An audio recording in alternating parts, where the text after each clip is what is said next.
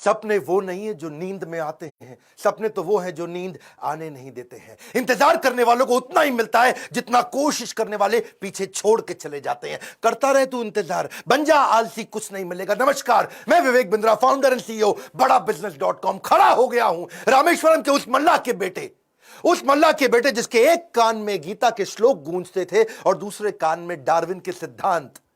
नाव पे तीर्थ यात्रियों को रामेश्वरम के मंदिर लेके जाया करते थे, और जब तीर्थयात्री रामेश्वरम मंदिर की परिक्रमा करते थे उतनी देर बैठ के ये फिजिक्स के सिद्धांत पढ़ा करते थे। बिखरी जुल्फों वाले सिर्फ मेरे या आपके नहीं बल्कि पूरे देश के चहेते डॉक्टर एपीजे अब्दुल कलाम की आज बात करेंगे। एपीजे, ए मतलब अबुल उनके परदादा, पी मतलब पाकिर उनके दादा, जे मतलब जैनुल अब्दीन उनके पिताजी, और अब्दुल कलाम वो उनका खुद का नाम। 11वें राष्ट्रपति, 2002 से 2007 जनवादी राष्ट्रपति, पीपल्स प्रेसिडेंट। एक बार की बात है, कॉन्फ्रेंस में एक अंग्रेज ने पूछा कि अब्दुल कलाम कौन है, एक वाक्य में बताइए। तो वहां बैठे एक बच्चे ने जवाब दिया, he is simple Indian who is inexplicable, यानी कि जिसको एक्सप्लेन ही नहीं कर सकते even with the best of the objectives. यानी कि एडजेक्टिव क्या होता है, वो जो नाउन को समझाता हो। संज्ञा की विशेषता को विशेषण बोलते हैं। दुनिया के सारे विशेषण लगा दो पर उनकी विशेषता को परिभाषित नहीं किया जा सकता। ऐसे थे अब्दुल कलाम। एक बार किसी बच्चे ने उनसे पूछा, सफल होने का क्या मंत्र है? बोले 4 चीजें करनी है, 4 बातें। समझ लो ये वीडियो गेम चेंजर है। 4 बातें। बोला सफल होने के लिए पहले बनाओ बहुत जबरदस्त एम, ग्रेट एम। दूसरा, उस एम के लिए सारी नॉलेज एक्वायर करते जाओ, उसके लिए जो चाहिए नॉलेज एक्वायर कर लो। तीसरा, फिर करो दबा के हार्ड वर्क। और चौथा, परसिवरेंस। हार नहीं माननी है भैया। क्या नहीं माननी? हार नहीं माननी। जीवन को हमेशा ऐसे जियो कि जीवन खत्म होने के बाद भी लोग जिंदगी भर आपको याद रखें, अपनी अपनी जिंदगी तक आपको याद रखें। शुरू से शुरुआत करते हैं। डॉक्टर एपीजे अब्दुल कलाम, 15 अक्टूबर 1931 को उनका जन्म रामेश्वरम के तमिलनाडु में हुआ था। कमजोर आर्थिक स्थिति के एक मुसलमान परिवार में उनका जन्म हुआ। पेशे से उनके पिता नाविक थे, और पिता क्योंकि ज्यादा पढ़े लिखे नहीं थे तो शुरू से उनको काफी तकलीफें आई। एक बार क्लास के अंदर उनका एक दोस्त हुआ करता था जो कि मुख्य पुरोहित को बेटा था, और मुख्य पुरोहित को बेटा जो रामदास शास्त्री अपने इसके साथ में पहली बेंच पे बैठे मास्टर जी नाराज हो गए। ए मुसलमान लड़का प्रमुख शास्त्री के बेटे के साथ पहली बेंच पे कैसे बैठा? उनको लगा के थप्पड़ पीछे बैठा दिया, भाग पीछे जाकर के बैठ। अब्दुल कलाम चुपचाप जाके पीछे बैठ गए।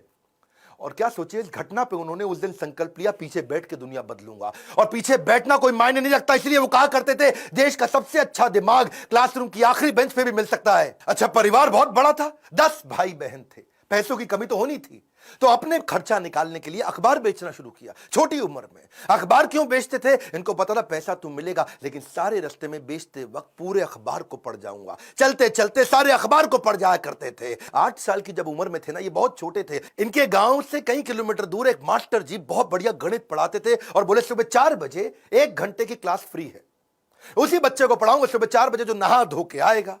अब ये कई किलोमीटर दूर सुबह 3 बजे उठ के तैयार हो के नहा के ठंडे पानी से किसी भी मौसम में, सर्दी हो बारिश हो या तूफान हो, 4 बजे पहुंच जाया करते थे। कलाम जब रात को भी घर में पढ़ते थे तो उनके वहां पे लालटेन होती थी, केरोसिन ऑयल से जलने वाली। 7 से 9 केवल 2 घंटे का तेल था इनके पास में, वो केरोसिन ऑयल, मिट्टी का तेल। लेकिन पिताजी माताजी इनकी जब देखा पढ़ने में इंटरेस्ट है तो उन्होंने अपने लिए अंधेरा रखा और इसके लिए 11 बजे तक किया। मेहनत से कभी डरे नहीं, ईमानदारी से कभी हटे नहीं। छोटा लक्ष्य देखना पाप के समान है, इसलिए हमेशा महान लक्ष्य चुनना होगा। जब 5वीं क्लास में थे, उनके टीचर सुब्रमण्यम अय्यर, श्री शिवा सुब्रमण्यम अय्यर, जो बच्चों को सिखा रहे थे चिड़िया कैसे उड़ती है, उसकी डिटेल की डिटेल, चिड़िया कैसे उड़ती है, चिड़िया कैसे उड़ती है, बच्चों को समझ ही ना आए तो ये उनको वहीं समुद्र के किनारे ले गए और वहां उड़ती हुई चिड़िया दिखाई। और वो लाइव एग्जाम्पल जब दिखाया चिड़िया उड़ती हुई, उसकी डिटेल की डिटेल पंखों की समझाई, तो उनके दिमाग में वहीं से इनका प्रोफेशन शेप हो गया। उनका घर समुद्र के करीब था और इच्छाएं आकाश से आगे थी, वहीं से एरोनॉटिक्स इनको समझ में आया।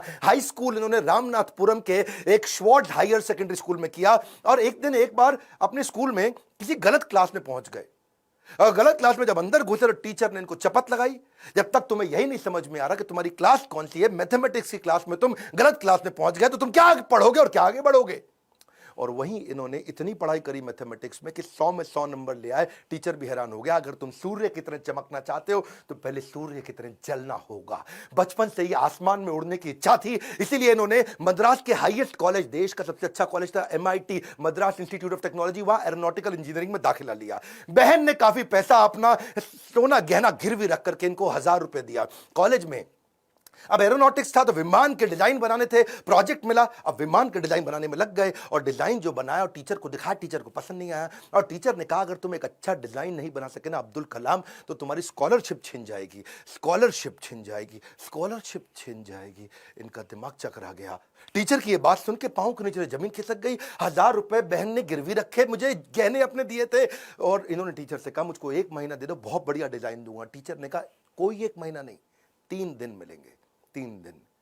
इनका दिमाग हिल गया। उस समय ये घबरा गए थे स्कॉलरशिप ना छिन जाए। उसके बाद तो उन्होंने 3 दिन ना खाया ना सोए, 3 दिन ना खाया ना सोए, 72 घंटे लगातार उस पर काम किया, जी जान लगा दिया। और जब प्रोफेसर ने देखा डिजाइन, प्रोफेसर भी हैरान हो गए, उनकी आंख में आंसू आ गए। बोला बहुत बढ़िया डिजाइन बनाया। नींद और निंदा पर जो विजय पा लेते हैं उनको आगे बढ़ने से कोई नहीं रोक सकता। जो नींद और निंदा पे विजय पा लेता है उनको आगे बढ़ने से कोई नहीं रोक सकता है। इसके बाद MIT की परीक्षा अच्छे नंबर से उन्होंने पास करी। अब पढ़ाई तो इनकी हो चुकी थी। अगली लर्निंग इनके जीवन से क्या है? फेलियर को हार्ट में और सक्सेस को हेड में घुसने नहीं देना चाहिए। दिल और दिमाग को कंट्रोल में रखो। अब इनके पास 2 इंटरव्यू की ऑप्शंस आई, एक मिनिस्ट्री ऑफ डिफेंस से और दूसरी एयरफोर्स से। इनको कहां जाना था आपको मालूम है? एयरफोर्स में। और जो डिफेंस का था वो दिल्ली में था और एयरफोर्स था देहरादून में। तो दिल्ली होते हुए देहरादून जा रहे थे और वापसी पे इनको दिल्ली आना था। अब जब ये देहरादून गए वहां पे 25 लोग एग्जाम देने आए वहां इंटरव्यू के लिए, जिनको वहां पे एयरफोर्स में सिलेक्ट होना था। अब 25 में से सीटें थी खाली 8 और इनकी रैंक क्या आई? 9वीं। फेल हो गए, वहां पे 1 नंबर से पीछे रह गए। 8 लोग सिलेक्ट हो गए, ये वहां रह गए। देहरादून से जब उतरते हैं सबसे पहले आता है ऋषिकेश। ये ऋषिकेश गए, वहां इनको मिले स्वामी शिवानंद।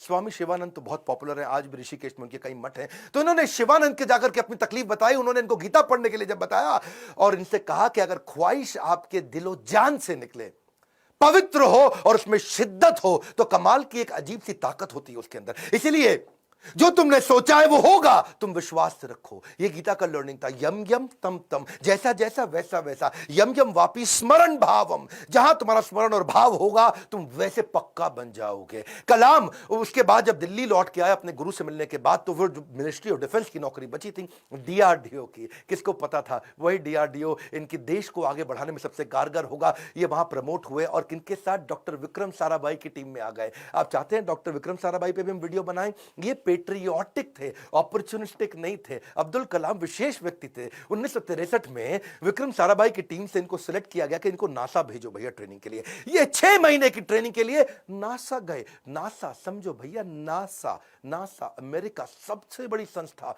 जिसमें ये आगे बढ़ना चाहते थे।